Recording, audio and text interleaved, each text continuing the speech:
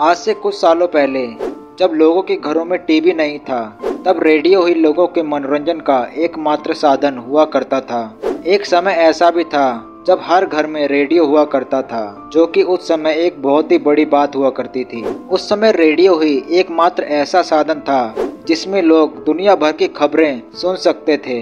पर क्या आपको पता है कि रेडियो का आविष्कार किसने किया और रेडियो का आविष्कार कैसे हुआ? आज हम बात करेंगे रेडियो के आविष्कार की और जानेंगे कि रेडियो कैसे बना दुनिया के सबसे लोकप्रिय मनोरंजन के साधनों में से एक। 1680 यह वो साल था जब दुनिया भर के वैज्ञानिक रेडियो तरंगों पर अध्ययन कर रहे थे। इन अध्ययनों से उन्हें यह पता चला कि कुछ रेडियो तरंगे ऐसी भी होती हैं जिससे वह संचार का माध्यम भी बना सकते हैं। 1866 में कुछ वैज्ञानिकों ने ऐसे सिग्नल की खोज शुरू कर दी थी जिससे संदेश को एक जगह से दूसरे जगह तक भेजा जा सके। लगभग 1880 के दशक के आसपास हेनरी रुडोल्फ हर्ट्ज नाम के एक वैज्ञानिक ने इलेक्ट्रॉनिक मैग्नेटिक तरंगों की खोज की, जिससे रेडियो के आविष्कार में आसानी हुई।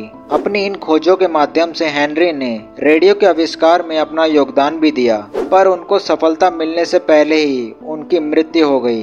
हेनरी की मौत के बाद उनके कुछ साथियों ने उनके आविष्कारों को लेकर एक किताब लिखी ताकि उनके आविष्कारों को आगे बढ़ाया जा सके। हेनरी की इस किताब को काफी लोगों ने पढ़ा, जिनमें से एक वैज्ञानिक का नाम था जगदीश चंद्र बोस। हेनरी की इस किताब ने बोस पर बहुत ज्यादा प्रभाव डाला और कुछ ही सालों में उन्होंने एक इलेक्ट्रॉनिक मैग्नेटिक उपकरण बना दिया, जिसमें उन्होंने एक दूर रखी घंटी को तरंगों के माध्यम से बजाकर दिखाया। यह उस समय बहुत बड़ी खोज थी जिसने दुनिया में क्रांति ला दी थी।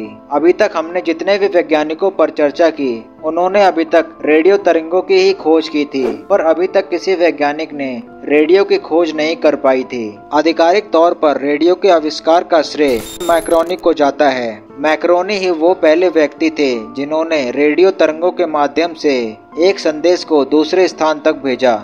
1890 के दशक में मैक्रोनी के इस उपकरण ने दुनिया भर में धूम मचा दी थी, पर मैक्रोनी ने जो उपकरण बनाया उसमें एक खामी थी कि उसके द्वारा सिर्फ एक ही व्यक्ति को संदेश भेजा जा सकता था। रेजिनाल्ड फेसेंडेन नाम के एक वैज्ञानिक ने भी रेडियो के आविष्कार पर कई सालों तक अध्ययन किया। 1906 में रेजिनाल्ड ने अपने संदेशों को रेडियो तरंगों के माध्यम से दुनिया भर में भेजा, जिसे जहाजों पर भी सुना गया।